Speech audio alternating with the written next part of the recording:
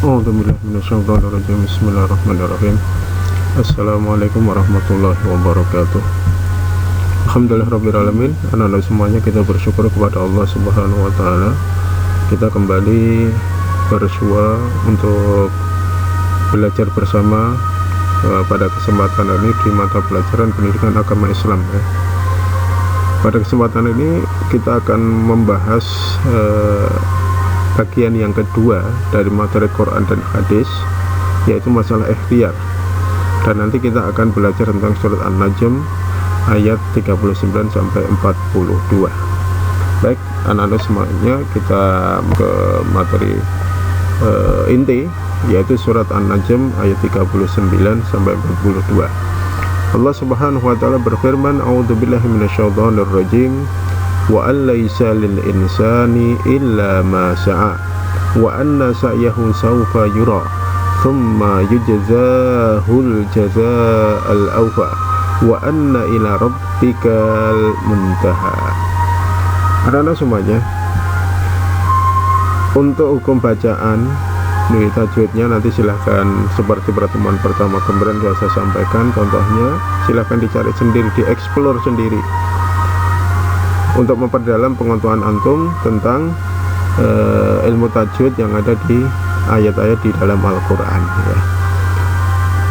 Pada kesempatan ini kami akan sampaikan makna dulu ya, arti dari surat An-Najm 39-42. An-Najm sendiri artinya apa, Mas, Mbak?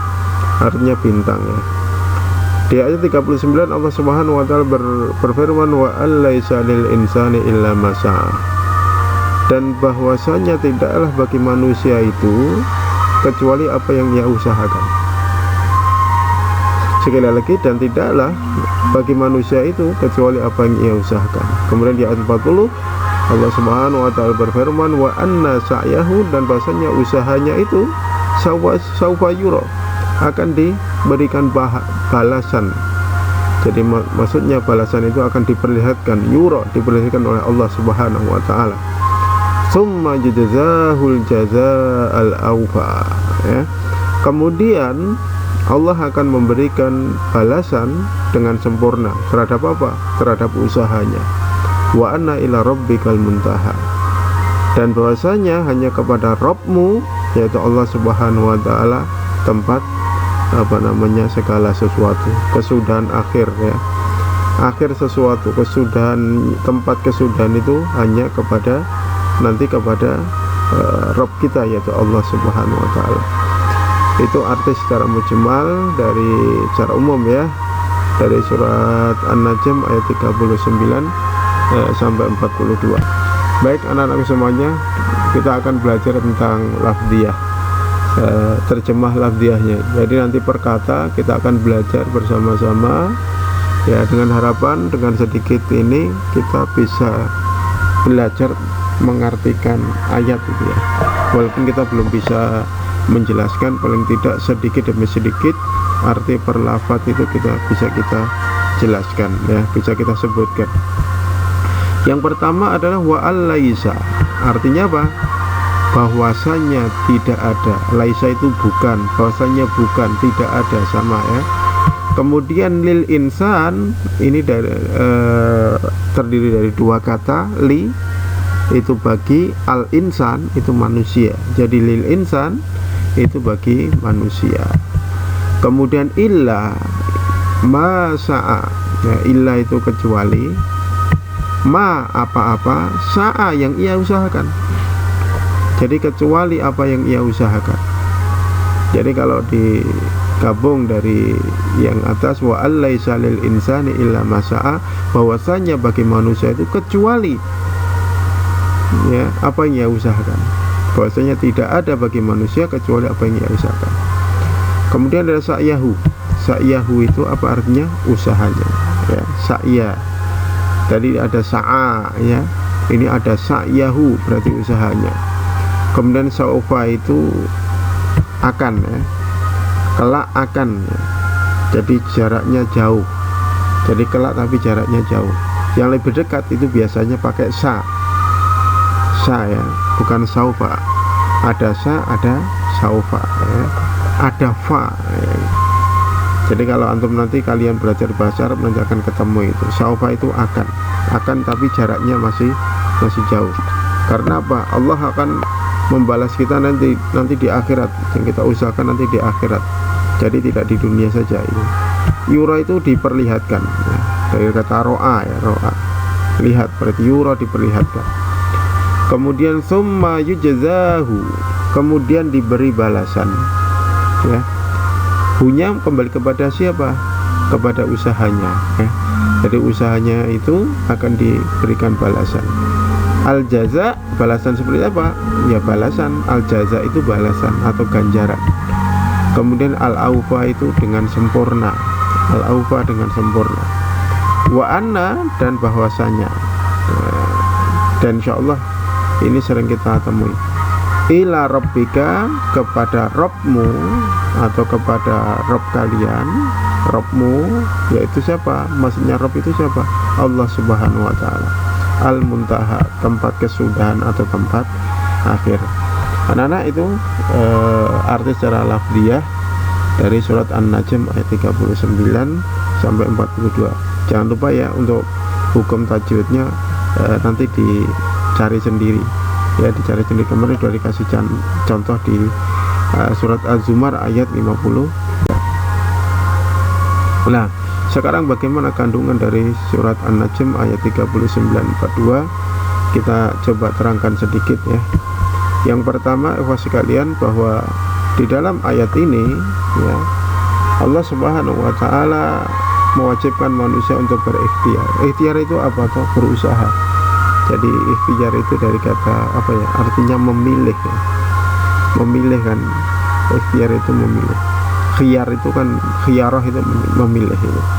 Jadi ikhtiar itu ya mengambil peran ya, memilih sesuatu yang bermanfaat, yaitu berusaha. Dan setelah usaha kemudian kita bertawakal kepada Allah, mengembalikan semuanya kepada Allah. Kenapa kok harus bersanding dengan tawakal? Supaya ikhtiar kita itu mendapat balasan dari sisi Allah Subhanahu wa taala. Kemudian yang kedua, kandungan dari surat An-Najm ayat 39 sampai 42, bahwa dalam berusaha, dalam berikhtiar harus dilandasi dengan niat karena Allah Ta'ala. Supaya apa? Apa yang kita usahakan itu ada balasannya besok di akhirat. Tentu kita tidak ingin rugi ya. Kita sudah bercapek-capek di dunia, nanti ketika menghadap Allah Subhanahu wa taala, saya sudah beramal ini itu ya Allah, kenapa saya nggak dapat pahala? Karena kamu ketika berikhtiar, ketika berusaha tidak dikarenakan niat yang lurus karena Allah Ta'ala. Jadi sungguh merugi orang yang demikian. Kemudian kandungan yang ketiga, Allah akan memperlihatkan balasan sesuai dengan apa yang diusahakan manusia. Wa alaysa lil insani illa ma sa'a ya. Jadi akan diperlihatkan itu. Diperlihatkan balasan sesuai dengan apa yang diusahakan manusia. Kalau niatnya sudah lurus ya, maka orang yang bekerja lebih banyak itu nanti insya Allah akan mendapat balasan juga lebih banyak. Karena Allah itu Al-Hakim, maha bijaksana. Kemudian Al-Adlu, maha adil itu bagi hamba-hambanya. Jadi kita ketika melakukan sebuah usaha, sebuah ikhtiar ya, maka kita harus berbuat ihsan itu ya. Ihsan itu berbuat lebih baik. Kemudian yang berikutnya, yang keempat, Allah berjanji akan berikan balasan yang sempurna sesuai dengan usahanya. Teman-teman sekalian, bahwa Allah Subhanahu wa taala itu tidak mungkin berbuat zalim terhadap hambanya. Ketika hamba itu sudah berusaha dengan keras, maka Allah Subhanahu wa taala akan membalasnya dengan sempurna ya. Dan ini yang perlu kita sampaikan, bahwa tidak hanya bagi orang muslim, termasuk bagi orang kafir pun Allah akan memberikan balasan dengan sempurna. Cuma bedanya sekalian ya, teman-teman sekalian, kalau orang muslim, seorang muslim ketika dia berikhtiar, ketika dia berusaha di dalam kehidupan ini dengan niat yang lurus, maka dia akan dibalaskan oleh Allah, dibalas oleh Allah, tidak hanya di dunia tapi nanti juga di akhirat akan dibalas. Beda orang kafir beda orang yang niatnya nggak lurus itu, maka dia hanya akan dapat di dunia saja gitu kan. Maka tidak heran negeri-negeri kafir itu mereka kenapa rezekinya kok kayaknya lebih dari kita itu. Ya karena Allah itu maha pemurah. Jadi semua hamba itu dikasih sesuai dengan apa yang ia usahakan itu kan. Dan tidak memilih mana muslim mana kafir. Tetapi besok balasan di akhirat hanya kepada orang-orang mukmin gitu ya. Yang terakhir termasuk ikhtiar meraih surga ya, ini ya juga perlu diusahakan setiap tenaga. Maksudnya ikhwati billah, bahwa ketika kita berusaha untuk meningkatkan kualitas hidup kita di dunia, itu mestinya rumus itu kita balik. Bagaimana kita meningkatkan kualitas hidup kita nanti di akhirat ini. Jadi ketika kita di dunia, kita bisa mencikapi dengan bijaksana. Karena apa? Dunia itu panggung sandiwara ya, kata Nika Ardila. Dunia itu kotor ya. Kalau ditinjau dari bahasa kedana itu kotor, menjijikkan ini. Dan dunia itu rendah gitu kan. Maka sebagai seorang mukmin kita harus bercita-cita untuk meraih surga, karena di surga nanti kita yang abadi di sana. Kalau di dunia hanya sementara. Pas sekalian rahmatullah. Itu beberapa kandungan dari surah An-Najm ayat 39 sampai 2. Kemudian bagaimana implementasi atau amalan kita dalam menerjemahkan ya dalam kehidupan sehari-hari dari surat An-Najm ayat 39 sampai 42 ini.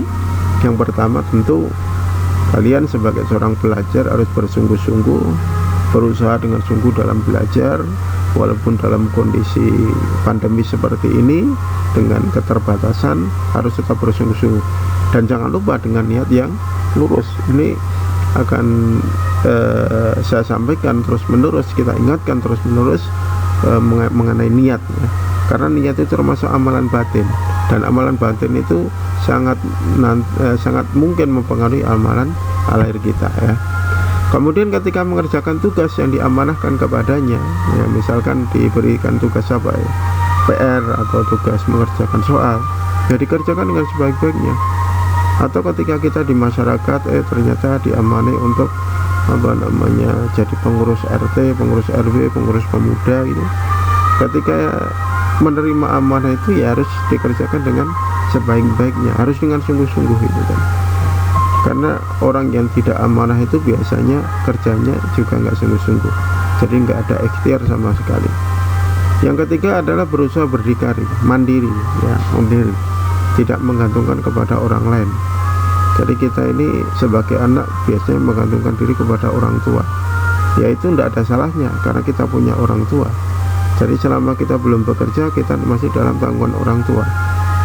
Tapi mengambil pelajaran dari ayat 39 sampai 42 ini ya, kita tentunya harus berusaha mandiri ya, berdiri di kaki sendiri.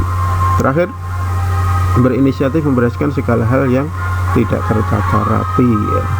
Jadi anak-anak semuanya, jadi orang yang bisa mengambil pelajaran dari surat An-Najm 39 sampai 42 ini, dia itu mesti munazzamun fi su'unihi, jadi teratur, terapi dalam segala urusannya, termasuk apa di rumah, kebersihannya dan sebagainya.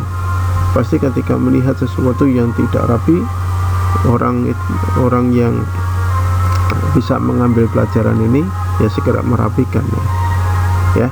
Anak-anakku semuanya, itu kandungan dari surat